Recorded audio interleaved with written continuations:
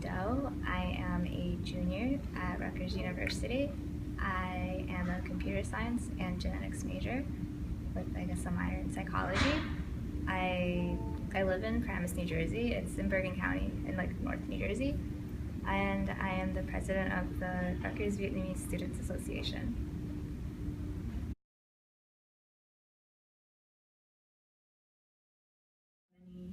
I didn't really live in an area with many Vietnamese people. There wasn't a really large Vietnamese community where I grew up, so it wasn't really something I thought about. Do you think that influence how you feel about yourself being an Asian or a Vietnamese person? Not really. No? I mean, I grew up learning Vietnamese, and I guess part of like Vietnamese culture is that my dad is the oldest, so his mom, like my grandma, lived with us, and she doesn't speak English, so that was a good like anchor to my culture. Okay. I'm sure you're aware of many stereotypes surrounding the Asian community.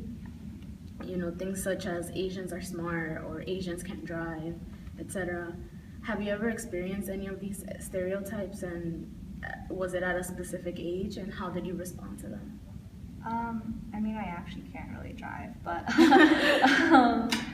stereotype-wise, it would definitely be the academic one. And it actually just started like as soon as I went to school.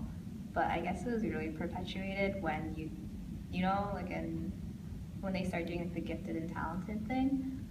A lot of like my like achievements were just kind of like pushed off as like, oh, it's because like you're Asian, you know.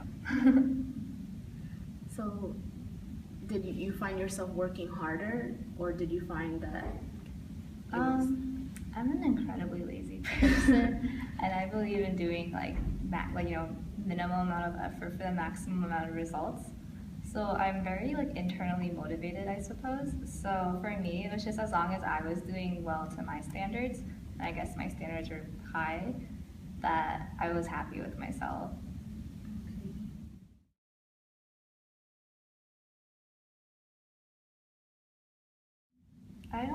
I guess I don't watch that much media, I guess, but for the most part, the negative stereotypes that are like portrayed in the media, they're like extremely exaggerated. So it's more like for me, it was always easy to separate like reality from like media, but I feel like the implicit discrimination and like this just like the not so obvious things, that was like a bigger deal to me, because when you have like a main character and they're Asian American, their entire identity revolves around them being Asian. So there really wasn't like it wasn't like the main character, the default is just assumed that they're white, and like they could have other character attributes that make them like worthy of being like, the main character.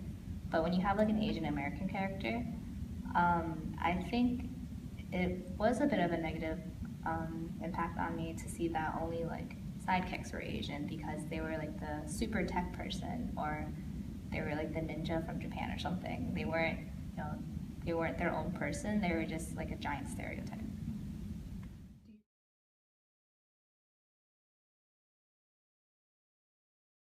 Yeah, definitely. Especially in areas that aren't like more diverse. Like here at Rutgers, there's a fair amount of diversity, I guess. But you can definitely see it on like, I guess on media camp or something, like social media. Like people are always like complaining that Bush is like the Asian campus, and like, did I step into China, or do I go to Rutgers? So you can definitely see that people aren't used, especially like people that aren't used to being the minority. They're not even the minority. It's just when they feel like the numbers are slighted, you can definitely see people are like uncomfortable with that.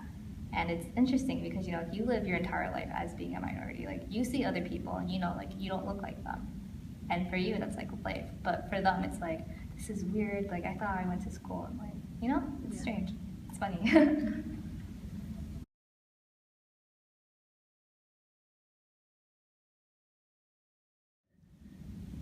um I guess it's not into the point where I like lost the job opportunity because of like being Asian or anything like that, but I feel like the model minority myth that perpetuates like the Asian American community sometimes it's a real hindrance just because your achievements are, I guess they're like accredited to your race, but then your failures are accredited to you being like a failure.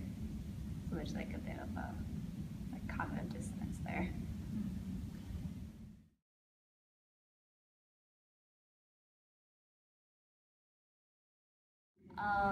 Because they grew up where in a like a different time, like things were just a lot different.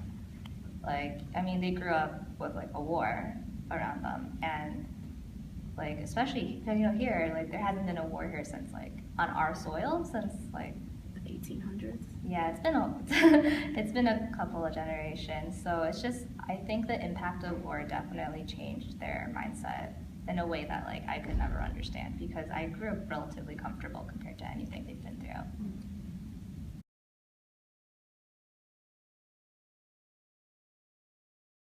Not too sure about kids yet, but I barely speak Vietnamese. But if there is like if I were to live in a community where like the resources are available, such as like Vietnamese language or something, I think that'd be something good to invest in just because I feel like especially knowing more than one language is really important, I think. And that's something that I would want my kids to do. And I mean, if I were to have like a significant other or whatever, they probably wouldn't be Vietnamese, just given like the probability of me meeting someone that would be Vietnamese in this area if I were to stay here. But I just think it's important to remember, like, you don't only have to speak English, and you don't only have to like. It's annoying that conforming to the United States like identity or whatever just kind of means like whitewashing yourself, and I don't think that's necessary.